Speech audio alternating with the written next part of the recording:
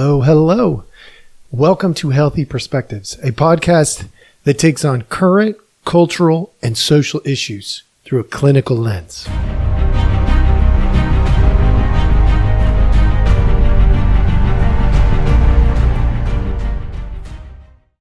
Hello, hello. All right, welcome back. Thank you so much for joining us. As always, we appreciate your time. And with that, we're going to get right after it today.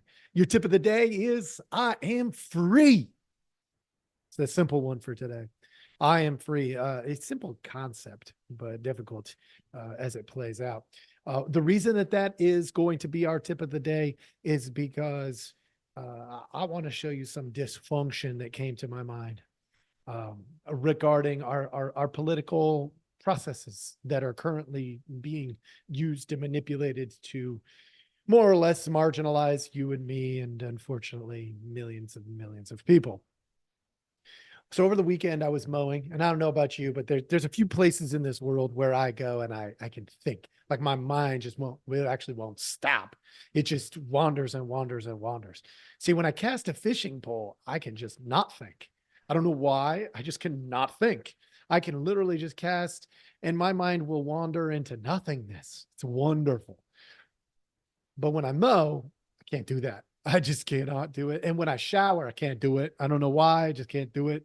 But there are some places that those thoughts are more productive. Mowing is one of them for me. And I had some really interesting thoughts. Some of them are, let's be real, it's almost like a dream state for me when I'm doing certain things like mowing. And in that dream state, the rules are gone. So, in those moments, I would probably swing to being what a lot of you would perceive as more of an extreme thinker. I just ponder weird stuff. One of the things, to just give you an example of one of the things I pondered was, since nobody wants my vote, I'll explain that here in a few minutes. But since nobody wants my vote, the Democrats don't want my vote. The Republicans don't want my vote. The independents don't want my vote. They just, nobody wants my vote. And since that's the case, and I'm being serious when I say that, they don't. I'll explain to you that piece in a minute. What would happen if I just said, screw it? If my vote doesn't matter to anybody out there, I'm just going to write in Jesus Christ. Call it good. Done. Right? And then, of course, when no rules are in place, my mind goes to, what if like every Christian, active and not active, in the United States were to write in Jesus Christ? What would happen? Well, first of all, I think, I'm not positive at this point because there's a lot of crazy chaos going on in the US, but I think you'd still probably win the election with Jesus Christ. And if that happened, what would ensue? Like, seriously, what would take place? The electors, would they have the kahunas, the big ovaries to vote for Jesus Christ as their president? I doubt it. But let's say they did. Let's say they did. And Jesus Christ was elected the next president of the United States. What would the administration look like? Would they open up in prayer every meeting? Would they close in prayer every meeting? Would there be an administration? Would it be guided by a bunch of people who wanted biblical truths? I know it's crazy thought, but it's interesting. But that's the kind of weird stuff my mind goes to in those moments where, I don't know, I let down all the rules. I just say, look, if the rules didn't apply, then what? And when I mow, that happens. But let's get to more of a reality here. I said the Democrats don't want my vote. They don't want me. Why don't the Democrats want me? I said the Republicans They don't want me either. They won't put me to good use in any way. Why don't the Republicans want me? Honestly, folks, it's a herd mentality. That's what it is. They're all asking, how do you make us stronger? And the Democrats and the Republicans have all decided that this guy sitting right here talking to you today, and if you're on Rumble or YouTube, you can see me. I'm a real human being. I'm not an AI, a real person with a real vote, and they don't want me. The reasons they don't want me are totally different, but they still don't want me. Democrats, they don't want me because my demographics don't help them. I look like a white guy. So I got lots of things going wrong for me, according to the Democrats. I'm white. I'm male. I believe that there's male and female. It's not going to work. They don't want me. I'm not loud enough for the Democrats. I'm pretty loud. I can be sometimes. I'm pretty intense. I can be sometimes. But the way that the Democrats want it is it's okay to be loud if you're with us. But I'm not a lemming. I'm not just going to follow the status quo just because. I'm going to ask questions. It's, that complete loyalty thing. Like, I'm as loyal as they come, but not to a group of people. I'm as loyal as they come to God, my morality. Definitely, I'm as loyal as it gets. Do I claim to have all the answers? Absolutely not. I do claim to be a person who grows, who learns, who gets better. And let's be real, Democrats don't want that. Actually, neither do the Republicans. The Republicans, they don't want me because I live in Idaho. When's the last time we had a president come to North Idaho? They don't want me because they think they already have me demographically. But Idaho's going to vote Republican anyway, which it probably will, which will marginalize my vote and my making some kind of impact on my world. Got it. But follow this. As a voter, screw that. As a person, I want to belong. No different than anybody else. I want to have a group of people I can call my people. And if Democrats and Republicans are sending the clearest message of all, which is they don't want me, then what? Then what? What do I have? I don't have anything politically. And frankly, I've gotten into a lot of conversations with Democrats and a lot of conversations with Republicans lately in social media. And it's pretty clear. As soon as they identify that you're with them or against them, they react. A Democrat will go into name calling, belittling. A Republican will go into silence. I don't know why that's the mode of operation, but it is. It is. Do what you want with it. So let's talk about the herd mentality. There are times in life where we are better because of the people that we are around. That's a fact. We know that if you hang out with wealthy people, your chance of becoming wealthy increases massively, regardless of your IQ. Just by socializing with other wealthy people, the chance of you becoming wealthy goes up. And it's not because of hand-me-downs. I'm going to give you a little here and a little there.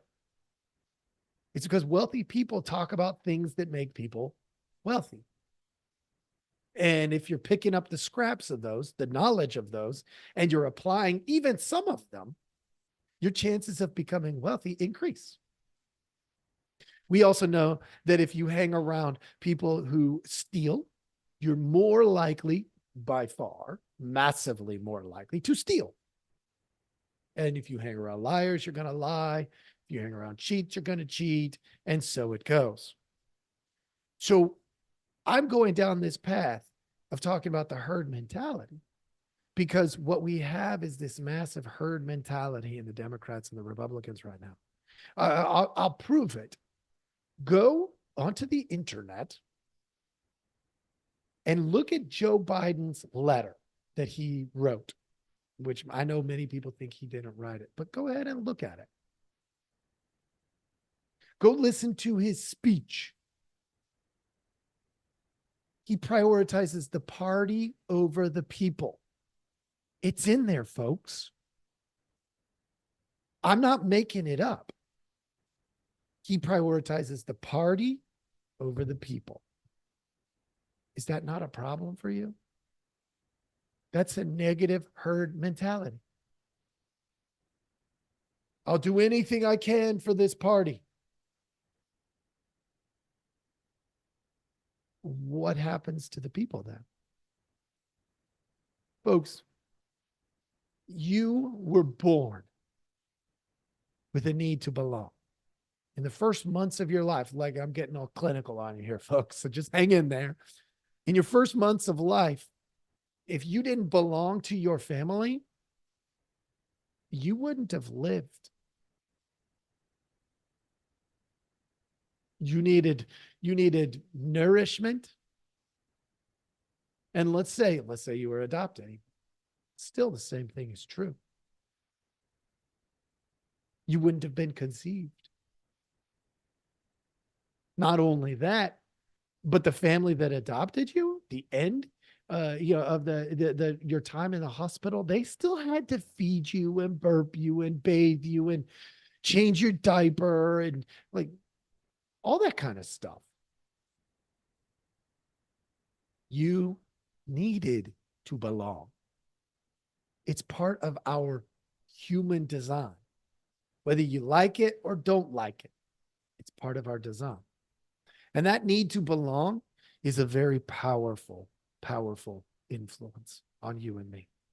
It can make people do things that are absolutely insane. Steal children, murder families, all so that you belong to some group, Hamas. You can tag things like what happened during the Netanyahu speech.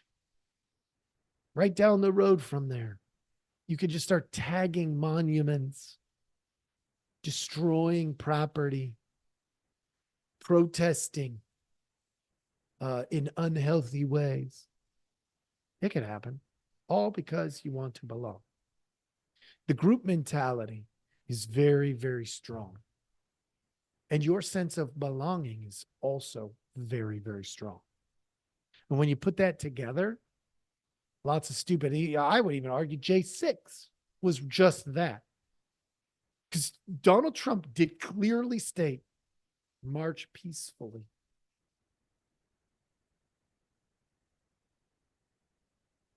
But they got there. And even what may have been peaceful people in their past became less peaceful. And when group mentality takes over, you end up with predictably unpredictable behaviors. It's predictable because we know it's going to be unpredictable. You can manipulate emotions more easily in a group than you can individually. And why am I telling you all of this? Because I'm free, folks. I am free. I will cast a vote this fall. I will vote for somebody. Maybe I'll just write in a name. Maybe I'll vote for a Democrat. Maybe I'll vote for a Republican. But let me be clear. If you want people to join your team, you have to welcome them. These parties have gotten what I would say is too big for their britches. They no longer care about putting you or me into their herd. They just want these two herds to attack and maul each other. So in this particular case, being on the sideline, not affiliating with either one, massively to my advantage when it comes to survival. Of course, there will be people who hate that I've said that out loud too. But what can I do? I'm just a guy with a vote. I hope this was helpful. I hope this has you thinking. I never know what people are gonna really take from these things. But let me tell you something. Here at Healthy Perspectives, I don't give a crap if you're a Democrat, if you're a Republican, an independent, Tea Party, constitutionalist. You belong. You were made uniquely, and your uniqueness is important. And when you give that to the world, we all win.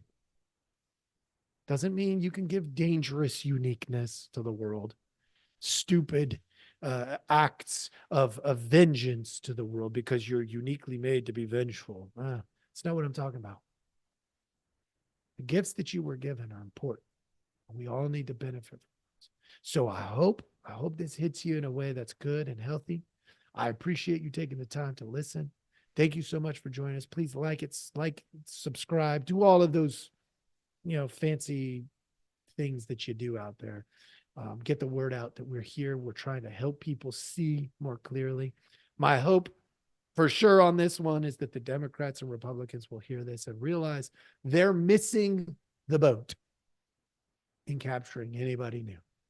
And maybe they'll make some adjustments and decide they shouldn't be so mean and cruel and dismissive, but maybe they should actually engage in real, healthy conversation. Thank you so much for joining us. I hope you have a wonderful day.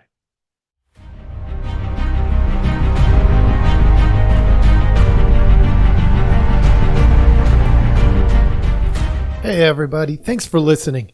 We appreciate our audience a lot, so we give you some simple ways to track us down. Please like, subscribe, and follow all the podcasts on different platforms, but you can also email us at healthyperspectives@protonmail.com, or you can check out our website at healthy-perspectives.com/podcast. It's a backward slash. So if you want to go to our landing page, if you go to healthy-perspectives.com, you'll still find us. You just got to click on the podcast button. Thank you so much.